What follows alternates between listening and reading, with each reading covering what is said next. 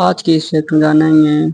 जब तुम्हें पता हो कि दुश्मन जमीन के ऊपर से तलाशी ले रहा है और अगर उन्होंने तह का फट्टा उठा दिया तो तुम्हारे पास भागने का कोई रास्ता नहीं बचेगा। पर तुम चतुर हो, तुम पहले ही नीचे की ओर एक सुरंग खोद चुके हो। जाल नहीं बिछाते बल्कि भागने का रास्ता सीधे कुएं के भीतर छिपाते हो। तुम कोशिश करते हो कि दुश्मन को सुरंग के अंदर खींच लाओ। एक जाल में गिरकर खत्म हो जाता है, दूसरा आधे रास्ते में तुम्हारे घात का शिकार बन जाता है। लेकिन दुश्मन जल्द ही समझ जाता है और नीचे उतरने की हिम्मत नहीं करता। वे सुरंग के मुहाने पर पानी डालते हैं, जहरीला धुआं छोड़ते हैं, हवा का रास्ता बंद करने की कोशिश करते हैं ताकि तुम दम घुटने से हार मान लो। लेकिन यह भी तुम्हें नहीं रोक पाता। तुम तख्तों से पानी को कुएं में बहा देते हो, महत्वपूर्ण मोड़ों पर धुआं रोधी पट्टियां लगाते हो, छिपे हुए हवा के छेद बनाते हो ताकि अंदर प्राकृतिक हवा चलती रहे। अगर दुश्मन झुंड बनाकर अंदर घुस आए तो घबराने की जरूरत नहीं। जब सभी सुरंग में घुस जाएं, तुम रस्सी खींचकर लोहे का फाटक गिरा देते हो। कुत्तों को घेर कर मारने जैसा वार, बिल्कुल सटीक। और फिर सुरंग में हर कदम पर तुम्हारे घातक मोड़, फायरिंग पॉइंट और तरह तरह के जाल उन्हें ऐसा सबक सिखाते हैं कि आने वाले लौटकर नहीं जाते। जैसे जैसे अनुभव बढ़ता है, तुम सुरंगों को लंबा फैलाते हो, पूरा गांव आपस में जोड़ देते हो। एक जगह से आवाज उठे तो पूरा गांव साथ खड़ा हो जाता है। लेकिन सुरंगें बढ़ने के साथ आपसी संपर्क कठिन हो जाता है। इसलिए तुम ध्वनि संचार प्रणाली बनाते हो, जिससे न सिर्फ भूमिगत युद्ध का निर्देशन होता है बल्कि जमीन पर भी मोर्चा खुल जाता है। ऊपर की रक्षा व्यवस्था और नीचे की सुरंगें मिलकर ऊपर नीचे क्रॉस फायर का जाल बुन देती हैं, रक्षा को आक्रमण में बदल देते हैं। दीवारों के कोने, पेड़ों के तने, हर जगह गोलीबारी के छेद। दुश्मन चीखता है, रोता है, घबराकर दिशा भूल जाता है। लेकिन सुरंगें साधारण थीं, लंबे युद्ध को झेल नहीं सकती थीं। इसलिए तुमने उनमें कमांड रूम, चिकित्सा कक्ष, गोला बारूद कक्ष बना डाले। एक साधारण सुरंग को हमला और रक्षा दोनों में सक्षम बहुकार्यात्मक भूमिगत जाल में बदल दिया। और इस तरीके से तुमने भूमिगत सुरंग युद्ध का आविष्कार कर लिया।